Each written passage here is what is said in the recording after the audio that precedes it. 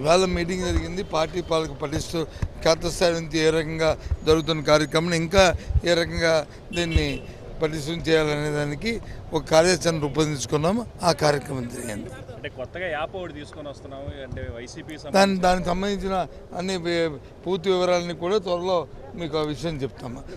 ఏ విధంగా దాని విధి విధానాలు ఏంటి, దాని పరిస్థితి అవన్నీ కూడా మీకు చెప్తాము. అంటే నెల్లూరు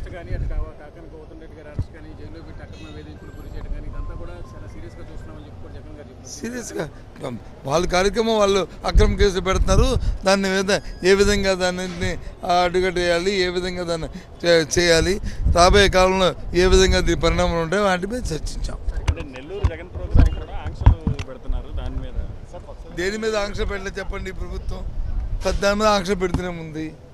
ఒకదానికి ఏంటి, ఒకదానికి కాదు కదా, అన్నిటిగా ఆంక్షలు పెడుతూనే ఉంది. కానీ చట్టాలనేమి ఉన్నాయి, రాజ్యాంగం ఉంది, దాని ప్రకారం మేము వెళ్తాం. దాని లోపల వెళ్తాం తప్ప దాన్ని క్రాస్ చేసుకుంటే వెళ్తాం.